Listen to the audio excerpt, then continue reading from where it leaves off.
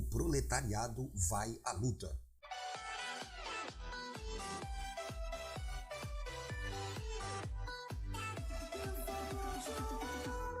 Ao final das guerras napoleônicas em 1815, a burguesia inglesa acreditava na abertura dos mercados, o que não vai ocorrer. Assim, os exportadores ingleses vão se direcionar para os mercados como a Índia, o Extremo Oriente e a América em processo de independência, como por exemplo o Brasil. Mas esses produtos eles não eram adequados à realidade desses mercados internacionais. A crise na indústria e no campo. A indústria pesada, principalmente de armas, foi a parte da indústria que mais foi prejudicada com o fim das guerras napoleônicas. E ainda por cima, milhares de operários da siderurgia foram demitidos. Para piorar, ocorre a entrada de 300 mil soldados que foram desmobilizados com o fim da guerra, entrando agora no mercado de trabalho, aumentando assim o desemprego. Na zona rural, nós vamos ter revoltas e invasões de grandes propriedades, invasões de áreas reservadas à caça, onde o camponês completava sua alimentação, a quebra de inúmeras máquinas debulhadoras em 1830, porque os trabalhadores achavam que ela gerava desemprego, e para agravar ainda mais a situação, vai haver uma diminuição da colheita e a morte de 2 milhões de ovelhas. As associações de trabalhadores, os sindicatos. Bem, as associações de ajuda mútua já existiam na Inglaterra há tempos. Com a industrialização, vai surgir agora os sindicatos, que lutavam por melhores condições de trabalho e de salário. O Estado inglês, até então, se nega a negociar a relação patrão e empregado. Apenas reprimia as manifestações operárias com a polícia. A Câmara dos Comuns era domínio dos burgueses, portanto, isso explica a postura do Estado inglês diante da situação. A Combination Act de 1799. O parlamento britânico vai aprovar essa lei que proibia os sindicatos. Existia na época um forte preconceito em relação aos trabalhadores, os working class, por parte da burguesia e dos governantes, que os consideravam brutos, inferiores, mal educados e de baixo nível intelectual. O que as elites inglesas temiam? Bem, eles temiam trabalhadores desocupados, quebra-quebra, invasões de fábrica e passeatas de pobres e desocupados. O crescimento das cidades industriais e dos bolsões de pobreza.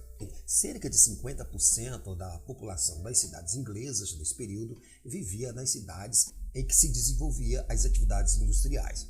Em 1871, eram 65% da população nas cidades, fugindo da política dos cercamentos e em busca de emprego na indústria. A política de cercamentos é aquela em que os burgueses passaram a comprar terras na zona rural para cercar e criar ovelhas para extrair delas a lã que seria usada como matéria-prima na cidade, ou seja, na indústria têxtil. Isso vai gerar uma expulsão dos camponeses da zona rural e eles vão migrar para as cidades em busca de emprego.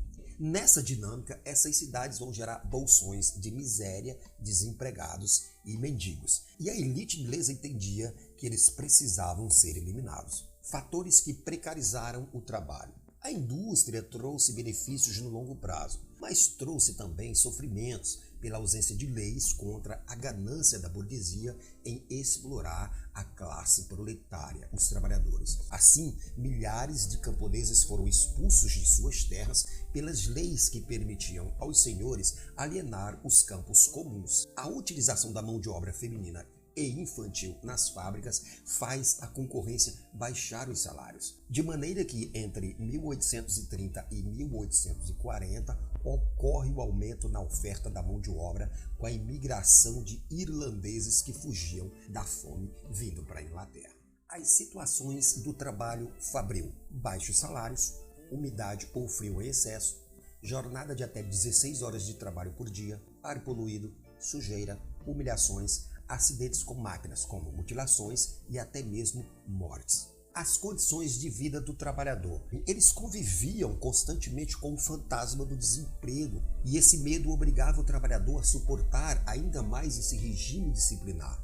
Além das dificuldades nas condições de trabalho, as condições de vida também eram ruins. As habitações urbanas eram péssimas, A falta de saneamento gerava epidemias que se espalhavam por todas as camadas mais pobres da população e muitos se entregavam ao álcool. Os nudistas e os cartistas. Na primeira metade do século XIX, rápidas transformações vão ocorrer, como, por exemplo, a introdução de novas máquinas, que vai gerar o subemprego, a ordem social baseada nos ofícios, nos costumes tradicionais e na vida comunitária também vai sofrer mudanças, porque vai perder lugar para a fábrica e suas tecnologias. Em reação a toda essa situação, tanto na fábrica quanto no estilo de vida dos trabalhadores, esses movimentos vão se intensificar. O nudismo é um deles, que vai se desenvolver entre 1811 e 1819. Entre esse período, vai ocorrer uma série de ataques às fábricas. Homens armados com machados, martelos, pistolas e com o rosto pintado de preto e enrolado em cachecóis para não serem facilmente identificados, invadiam as fábricas para quebrar as máquinas, principalmente os teares, que eles achavam serem as culpadas pelo desemprego. Esse movimento nudista de quebradeira de máquina vai começar em Nottingham, onde havia uma produção doméstica e oficinas com máquina a vapor, e de lá vai se espalhar para outras cidades inglesas com enorme apoio popular. Isso vai causar a destruição de 30% das máquinas de Nottingham, causando um prejuízo de cerca de 1,5 milhão de libras. A reação do governo inglês ao nudismo. A reação vai ser violenta, enforcamentos, masmorras e deportações. A Lei da Rolha de 1817 vai proibir reuniões públicas, distribuição de panfletos que incitassem revoltas. O governo infiltrou pessoas para fomentar a desordem e o movimento nudista declina depois de 1819. O massacre de Peterloo de 1819.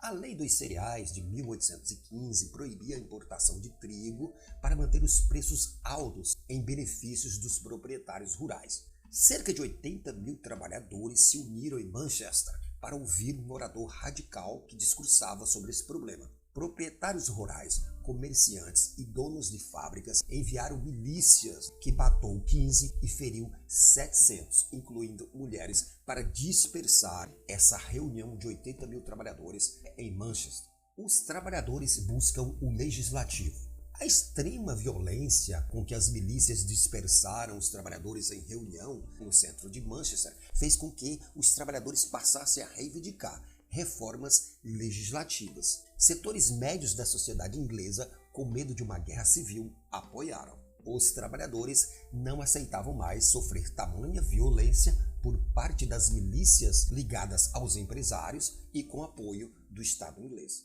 A reação do parlamento em 1819. O parlamento inglês aprovou leis que reforçavam o poder dos juízes na repressão de reuniões com mais de 50 participantes, na inspeção de casas particulares suspeitas de conter armas e munições, na punição de responsáveis por publicações consideradas difamatórias, sediciosas ou irreverentes. As penas iam de prisão ao degredo. Essas leis criminalizavam os trabalhadores militantes. Ou seja, a reação do Estado inglês através do parlamento inglês controlado pela burguesia era evitar reuniões dos trabalhadores. O movimento cartista de 1830, a primeira Carta do Povo.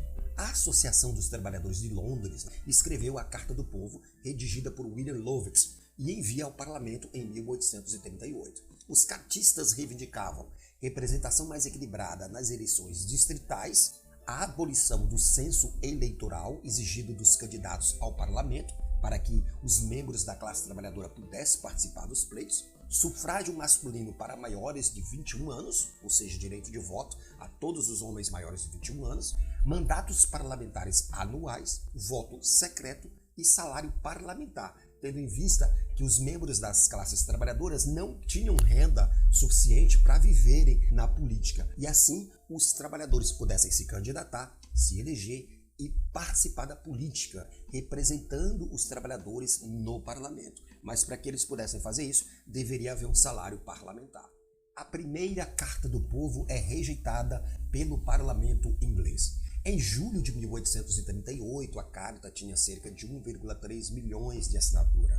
Mas a Carta Popular não foi aceita pelo parlamento, apesar do grande apoio popular. Novas manifestações ocorreram e são reprimidas pela polícia, que vai chegar a prender, inclusive, o autor da primeira carta, William Lovett, e mais outros 450 integrantes do movimento cartista. Em 1840, surge a União Cartista Nacional, o primeiro partido político popular, organizado em seções locais e com mais de 40 mil associados. Os cartistas se aproximam dos sindicatos em 1840. Até então, os sindicatos dos trabalhadores eles já eram uma evolução das associações beneficentes, mas eles ainda não tinham um caráter político, né? Um vínculo direto com a política. Agora, os cartistas enviam representantes aos sindicatos para iniciar um diálogo entre os sindicatos e os cartistas, favorecendo assim a politização dos sindicatos que até então se dedicavam a melhores empregos e a melhores salários. A segunda carta do povo ao parlamento. O movimento cartista vai mandar uma nova carta ao parlamento reivindicando melhores salários, redução da jornada de trabalho, legislação trabalhista e contra a lei dos cereais. A segunda carta também recebeu grande apoio popular de cerca de 3,3 milhões de assinaturas, ou seja, metade da população adulta. A segunda e a terceira carta do povo em 1842. O parlamento novamente rejeita a segunda carta do povo em 1842 com apoio de 3 milhões de assinaturas. Ocorrem assim novas manifestações seguidas de repressão policial. A terceira carta do povo foi enviada ao parlamento com 2 milhões de assinatura e também foi rejeitada. A burguesia do Partido Liberal resolve atender certos direitos dos trabalhadores. Depois de muita pressão, o parlamento inglês aprovou a redução da jornada de trabalho para 10 horas em 1842. Em 1844, proibiu o trabalho de crianças e mulheres da limpeza de máquinas em funcionamento, o que causava muitos acidentes. E ainda em 1844, reduziu para meio período a jornada de trabalhadores menores de 13 anos. Foi revogada finalmente a lei dos cereais em 1846, mas os sindicatos só foram reconhecidos com certas limitações em 1870. O surgimento das doutrinas socialistas no século XIX. Diante das circunstâncias de exploração da classe trabalhadora, das péssimas condições de trabalho, dos baixíssimos salários, das péssimas condições de vida, o termo socialismo vai surgir com o empresário britânico Robert Owen, de 1771 a 1858. Ele propunha um sistema econômico de cooperativas de trabalho que tinham escolas, moradia para os trabalhadores, armazéns com mercadorias mais baratas, e ele vai propor o controle da venda de bebida alcoólica e vai reduzir a jornada de trabalho para 10 horas e meia. Saint-Simon, 1760 a 1825, é outro doutrinador do socialismo. Ele reconhecia a importância do avanço técnico da ciência para o desenvolvimento da sociedade, mas ele próprio criticava a exploração do trabalho como ela se dava, por um pequeno grupo de muito ricos. Propunha uma ordem social baseada numa administração coletiva, tanto da economia quanto da política. Outro teórico do socialismo será o Fourier, de 1772 a 1837. Ele divulgava suas teorias no jornal Le Phalanstère, de 1822, criticava a sociedade industrial em suas contradições e injustiças e propunha a organização de uma sociedade onde trabalho e prazer estivessem ligados. Defendia os phalanstérios, seriam locais onde viveriam comunidades coletivas de amor livre, educação adequada à criança e trabalho realizado conforme a vocação individual de cada um. E pregava também a fraternidade e a igualdade sobre as ambições individuais. Auguste Blanc, 1811 a 1882. O blanquismo baseava-se na fase mais radical da Revolução Francesa. Recorria a métodos conspiratórios, defendia a organização secreta para liderar a Revolução Social, desprezava os métodos institucionais, era contrário à participação dos trabalhadores na política por meio de eleições. Na sequência, nós vamos ter Karl Marx, 1818 a 1883, e Frederick Engels, 1820 a 1895. Esse foi o projeto socialista de maior aceitação nos processos revolucionários do século XX. Eles vão criticar os outros projetos socialistas, né, que a gente já apresentou aqui, por, segundo eles, oferecerem alternativas circunstanciais para a exploração operária. Assim, Marx e Engels vão classificar os socialistas anteriores de socialistas utópicos, românticos e apenas reformistas. Eles não pretendiam transformar o capital num sistema de produção justo, apenas reformá-lo. E classificavam seu projeto socialista de científico e revolucionário. O Marx e o Engels, eles não vão ficar só na militância teórica, eles vão para a militância política na prática, né? E em 1848, Marx e Engels vão publicar o Manifesto Comunista, a pedido de uma associação de intelectuais de movimentos sociais. Este documento tinha caráter internacional. Trabalhadores do mundo unidos. Era a propaganda explícita da união do proletariado contra a burguesia e o nacionalismo europeu que se espalhava pelo mundo. O projeto socialista marxista.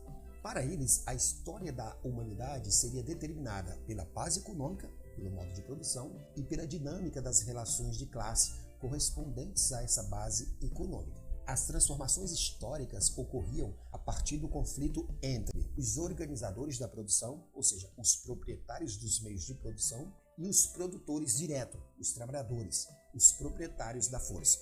Então, as transformações históricas para Marx e Engels se dava nesse conflito entre os proprietários dos meios de produção e os proprietários da força de trabalho. Portanto, o motor da história seria a luta de classes. Assim, na antiguidade, para Marx e Engels, a sociedade se organizava uma produção onde havia um dono de escravos e os escravos. No feudalismo, haveria o senhor feudal e o servo. Na Idade Moderna, o burguês e o trabalhador. O projeto socialista marxista antes do capitalismo. No comunismo primitivo, imperava o estado de igualdade original, que vai ser superada com o desenvolvimento das forças produtivas, da propriedade privada, das relações de classe. Exemplo, o escravismo na antiguidade e o feudalismo europeu medieval. Para Marx e Engels, o capitalismo tornou-se a forma mais desenvolvida da sociedade de classe, uma vez que o trabalhador, despossuído dos meios de produção, era levado a vender apenas a sua força de trabalho ao empresário. Aqui, a exploração do trabalho,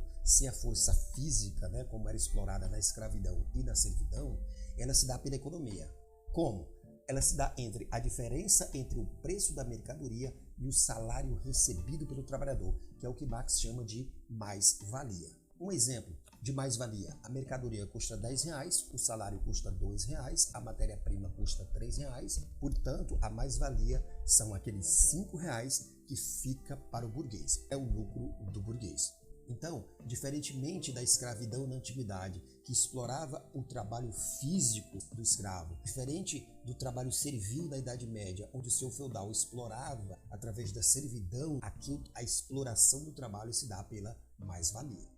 Como se daria a superação do capitalismo por Marx? Bem, para ele, a superação do sistema capitalista de produção se daria com a tomada de consciência do operariado sobre sua condição de explorado. Ação articulada e organizada para a apropriação dos meios de produção que estão nas mãos da burguesia. Depois do projeto socialista, poderia finalmente se alcançar a sociedade comunista, que seria uma sociedade sem classes e sem o Estado. Pois para Marx, se a sociedade persistisse em ter um Estado, logo uma das classes se apoderaria dele e retornaria à dominação e à exploração. O movimento anarquista. O termo anarquismo ele vem do grego, que significa ausência de poder. Baseava-se nas comunidades primitivas, sem chefes, onde todos contribuíam para a comunidade. O movimento anarquista ele vai ganhar força com a industrialização e organização dos operários no século XIX. Era contra o Estado, pois, para eles, o Estado submetia a vontade da maioria da população a uma vontade de uma minoria. Portanto, o movimento anárquico é contrário ao liberalismo, que via no Estado um instrumento para a garantia das liberdades, e era contrário à ditadura do proletariado de Marx e Engels, né? Era contrário a qualquer revolução que levasse a um poder coercitivo sobre os indivíduos. Os principais expoentes do anarquismo, nós vamos ter o francês Pierre-Joseph Proudhon, 1809 a 1865, ele pregava que a propriedade era um roubo, Defendia a sociedade igualitária, organizada em pequenas associações de produtores, no campo e na cidade, e defendia a abolição dos bancos e do dinheiro. Um outro grande expoente é Mikhail Bakunin, 1814 a 1876. Ele apostava nos trabalhadores espanhóis, italianos e russos para fazerem a revolução, porque, segundo eles, essa revolução deveria partir de grupos sociais em países ainda à margem das sociedades industriais. A Primeira Internacional de 1860. No início dos anos de 1860, os trabalhadores estavam organizados em sindicato, mas para Marx era preciso um pouco mais. Era preciso unificar os operários em um organismo independente do liberalismo e buscar apoio de outros grupos sociais também explorados no mundo capitalista. E assim, em 1864, em Londres, ocorre a AIT, a Associação Internacional do Trabalho, que vai ficar conhecida como Primeira Internacional. Os principais objetivos da Primeira Internacional de 1864: valorizar a luta sindical e outras formas de luta, a luta por direitos políticos, sociais e trabalhistas, a conquista do poder pelos trabalhadores, a promoção do trabalho cooperativo, a redução da jornada de trabalho para mulheres e crianças, a redução de jornada para 10 horas nos outros países e o estímulo à organização sindical. Participaram da Internacional de 1864 sindicalistas, cooperativistas, democratas radicais, republicanos, cartistas, blanquistas, anarquistas e outros. Os anarquistas eram o principal grupo a fazer críticas à Internacional. As divisões dentro da Primeira Internacional Socialista contra anarquistas. As divergências na Primeira Internacional entre os marxistas e os anarquistas, elas vão colocar em lados opostos esses dois grupos.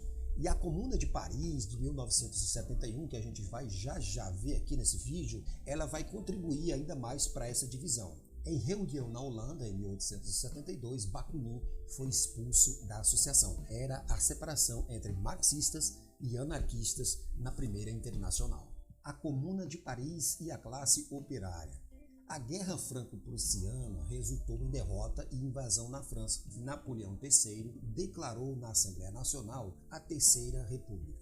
Seus líderes negaram a aceitar a derrota para os prussianos. Paris, portanto, foi cercada por 4 meses até ser assinado um armistício em janeiro de 1871. Guilherme I da Alemanha foi coroado imperador da Alemanha no Palácio de Versalhes, em território francês. Humilhação maior não podia acontecer. Em março, a Assembleia Nacional, revoltada com a humilhação, depôs Napoleão III e negociou um acordo de paz, onde pagariam indenizações, cederiam os territórios de Alsácia e Lorena para a Alemanha e aceitariam uma parada militar alemã na capital, Paris. A Comuna de Paris de 1871.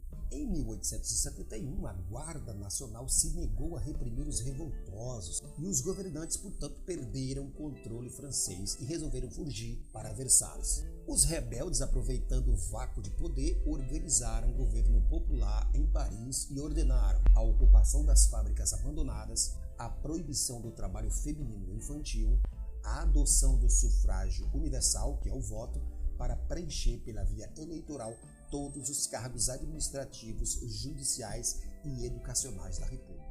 A repressão à Comuna de Paris. A Comuna ela vai ficar restrita à capital, Paris. Versalhes aumentou seu exército de 30 mil para 130 mil homens, com soldados libertados pelos alemães. A repressão foi sangrenta, com milhares de mortos. A partir de então, os governos passaram a reprimir movimentos operários, partidos operários e movimentos de cunho revolucionário.